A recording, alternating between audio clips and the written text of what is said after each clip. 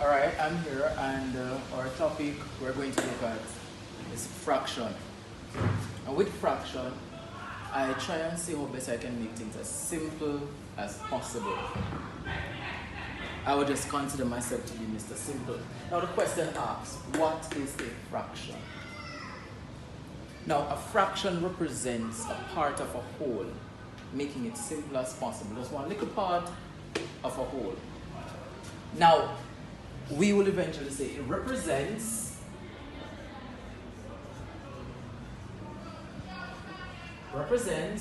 a part of a whole. That is what a fraction is. It represents a part of a whole. Now, grade 1, 2, 3, it states when you normally, before we actually write anything at all, we normally just fold our little papers, get our little stuff and get things going. So I'm going to put a circle here. I'm going to put a little thing look like a square or rectangle here. And I'm going to try and see how best I can get parts from these shapes, geometric shapes. Now I will put this, cut this halfway, cut it in two, and I have two parts. So this is it, two parts it is cut in. And I will eventually shade one of these. Now the fraction of this shape is typically one part is shaded. So I have one part out of two. Now I am going to eventually put this now in three parts. Or cut it in four instead. Trying to make things as simple as possible. So I have a number here at the bottom. How many I cut it in? 1, 2, 3, 4. 4 parts. Now, cutting it in 4 parts, I only want to shade it. I'm going to do 2. So this fraction is actually represent 2 parts out of the 4. So we say, what is a fraction? And we say a fraction represents a part of a whole. A part of a whole, half is shaded, 1 part out of 2. We have a next section here, shape here, cut in 4, 2 parts out of 4. Now, can we look at the next one here? Yes, don't mind the noise outside. We are trying to see how best we can work in a noisy environment one way or another. 1, 2, 3, 4, 5. So 1, 2, 3, 4, 5. So we have 5 parts. And from that 5 parts, I need 3 out of 5. How would I do it? I can shade any 3 parts. That's 1, 2, 3. So here goes our fraction, representing a part of a whole. 3 out of 5, 2 out of 4, 1 out of 2 parts. You have seen where I represent parts of a whole right there. And I'm using my book here to try and see how best I can make things simple, quick, and easy. Now, we move on. If you realize when I cut my sections from my polygons, you realize I put how many parts it was cut in first, right? And then I put the amount that was shaded at the top. Now, if you look very closely, you can see 1 part shaded, only 1 is at the top. 2 parts shaded, 2 is at the top. Now, the numerator is known as your top number. So the word numerator represents your top number. And the bottom number, which is your denominator, is at the bottom of the fraction. So this now is your bottom number.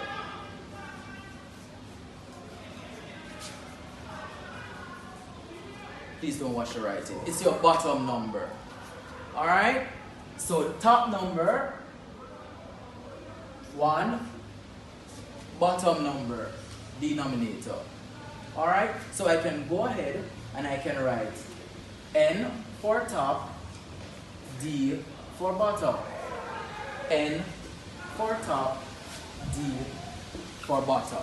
So you can continue just to remember your denominator is a bottom number, your numerator is your top number. So this is how you represent your fraction as you go along. So now the top number is typically what is taken from the fraction. So your top number is what is taken from your whole. That is typically what your numerator is. Your top number that is taken, the amount that is taken from the whole itself. Now your denominator is the part which the entire fraction is cut in. It is the part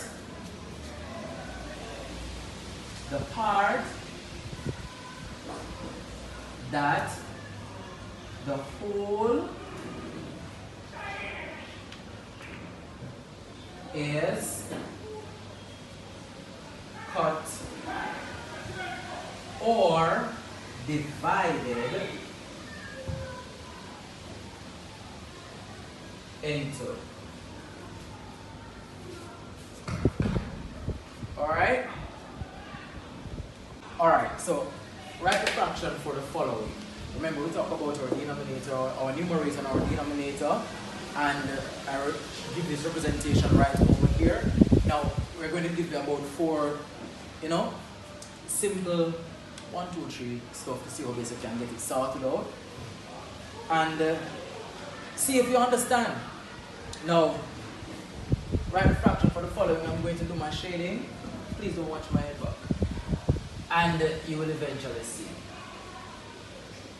what to do.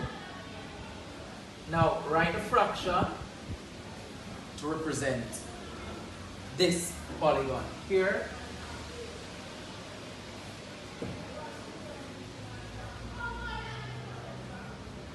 Write a fraction to represent this polygon here. Now, please remember, it is what over what. How many parts is cut in and how many parts is actually shaded. Remember, numerator. Top number taken from the whole. And then the denominator is the bottom number. How many it was cut in. Now, here we have a little triangle here. And I'm just going to shade one part. Only one part. How many parts is cut in? How many parts are actually shaded? I'm going to do one more for you. Let me go. Circle, not drawn to scale. And I'm going to cut it in 1, 2, and I get how many parts? I don't know, I can't count. And then I'm going to shade.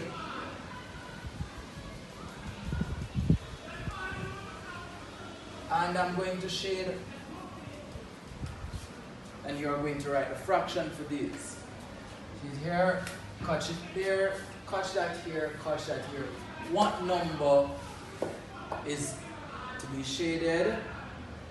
Is shaded, I should say. And how many parts it's cut in. So you can actually check and see if your answers are correct when you complete. Alright, so we're going to look here at types of fraction. Types of fraction. We have proper fraction, we have improper fraction, and we have mixed number fraction. We call it mixed fraction, mixed number fraction. Now, proper fraction is just like you put your clothes properly. So the numerator is smaller than the denominator. How we are going to write that? So we sit down. This is it. 2 over 3. Now, here we have 2 over 3. The numerator is smaller than the denominator. Right? So this is our numerator, our denominator. Top number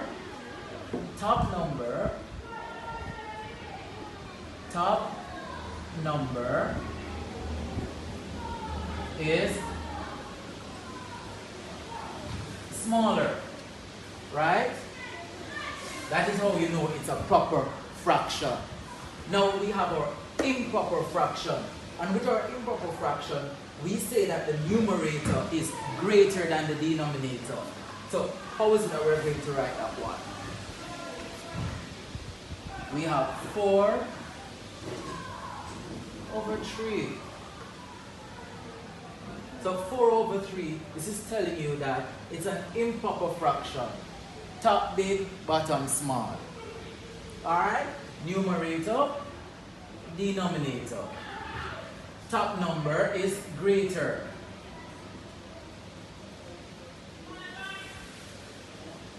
Is greater. Top number is greater. Alright? Now, here we have our mixed fraction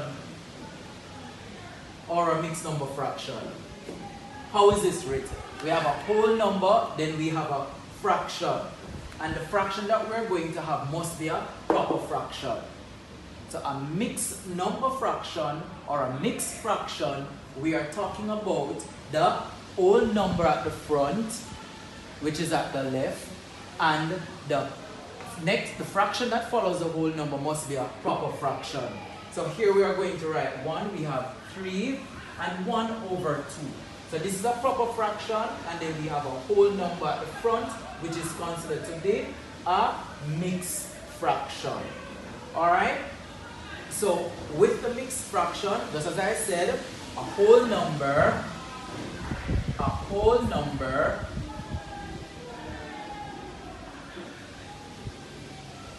is at the front, and the fraction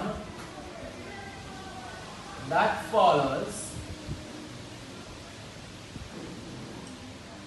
is a proper fraction.